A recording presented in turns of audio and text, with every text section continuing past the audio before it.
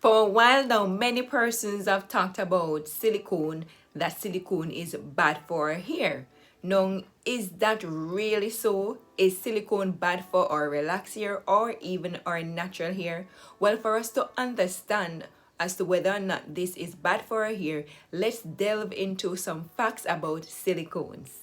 Did you know that there are 3 types of silicone? Yes.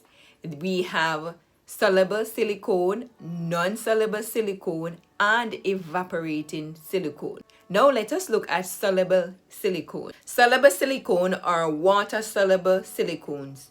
These silicones can be removed with water, which means that these type of silicones are easily removed from the hair.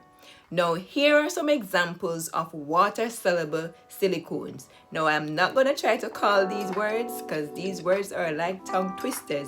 So I'm going to put it on the screen and you can look at these different ingredients, silicone ingredients that are sometimes used in our hair care products.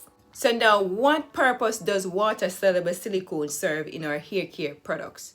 Well, for one, it provides sheen and it also provides a conditioning effect.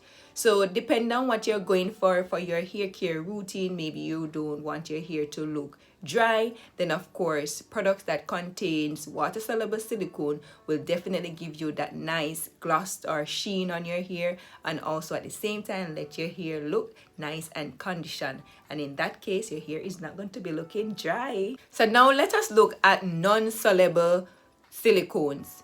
Now, non-soluble silicones, they cannot be removed with just water. So that means that you will have to clarify your hair or use some form of stripping hair product to remove that coating that is going to be on your hair shaft, because these types of silicones are not easily removed from the hair.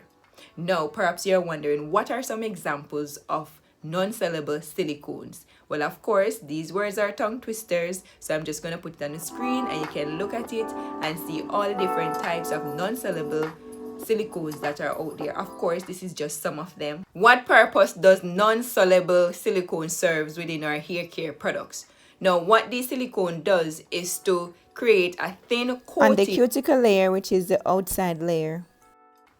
And that coating is waterproof, which means that nothing can come in that would disturb anything that is going on with your hair. But if you're looking for an antifreeze product, then more than likely you're going to see a non-soluble silicone in this particular product. Now, what are some benefits of using products that contains non-soluble silicones? It protects your hair against humidity, and it also gives protection from heat styling tools. 3, it prevents moisture from leaving your hair.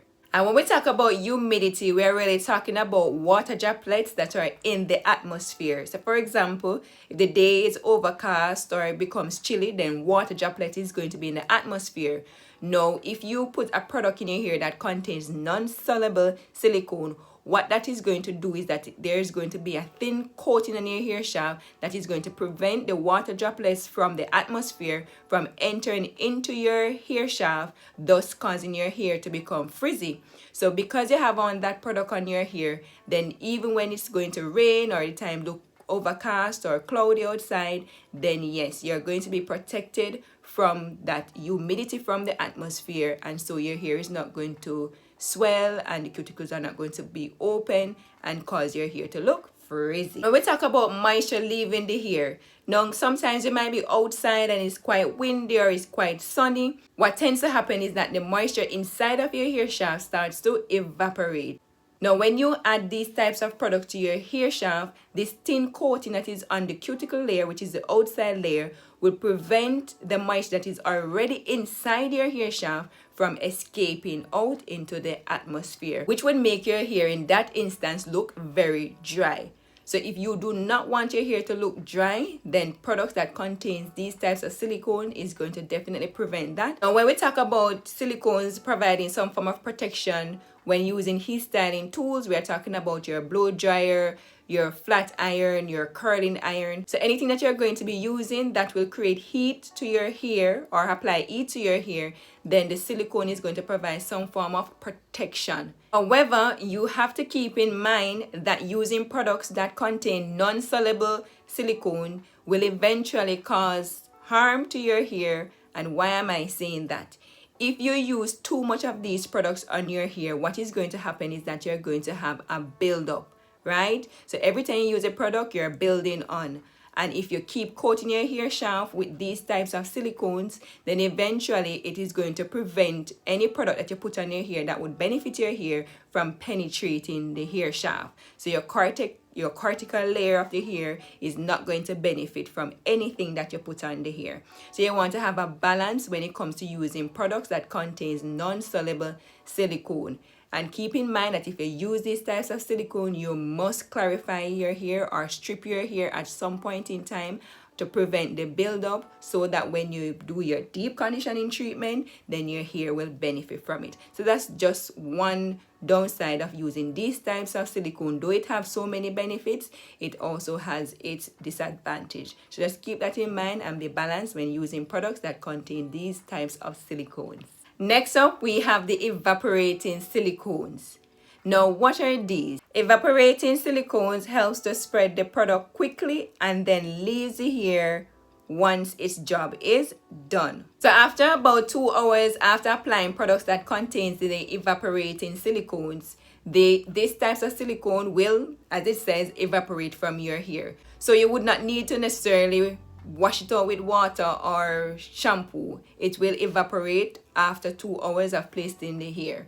Why? As was mentioned earlier, once its job is done, which is to distribute the product in your hair, then that's it. It is gone after about 2 hours. Here are some examples of evaporating silicone. Of course, I'm not going to try to call them because these are tongue twisters. So I'm going to be putting them on the screen and you can look at it and see the different types of ingredients that are used in the hair care products that are evaporating silicone. Perhaps you're wondering, how are you going to identify products that perhaps contain silicone? Once you see on a product, you see antifreeze, softening, conditioning, hair serum, hair polish, hair gloss, then more than likely these products contain some form of silicone. As to what type of silicone, then you would have to look at the ingredient, maybe come back to this video and check those ingredients. So the fact that you made it this far in the video, don't forget to like it and don't forget to subscribe. Now here's a fun fact about silicone. Now, usually, if you see on the ingredient listing on any given product and you see the ending of that ingredient says cone, C-O-N-E, cone, then more than likely, this could possibly be a non-soluble silicone. Because if you are like me, more than likely, you are not going to remember these big words in order for you to look on the ingredient while you're shopping to know which category these silicones that is on the listing would fall in. So you can keep that in mind whenever you go shopping for products, especially for maintenance products. Silicones are not necessarily bad for our hair. What we have to keep in mind is that we need to be balanced, especially when you go out shopping for hair products. You want to check the ingredients on the bottles and ensure that you do not have all of your products containing silicone, but that maybe only some of your products contain silicone, and that if you're going to use product that contains silicone, that you ensure that you have some form of clarifying shampoo within your hair care product collection. The problem is more towards overusing these types of products on our hair, right? So as was mentioned, balance is very important, and I'm emphasizing balance. So it is not that silicones are terrible and you can't use it in your hair, and if you use it in your hair, then your hair is going to fall off and it's going to start to break. No, you just have to be balanced in what you purchase to put in your hair, and also be balanced in how much you use these different things. Of course, you want to ensure that you know the kind of hair you have, whether your hair is frizzy, is it looking dry, and all of that before determining whether or not you're going to be using products that contains silicone. Have you ever wondered whether or not you should use hair serum or hair moisturizer?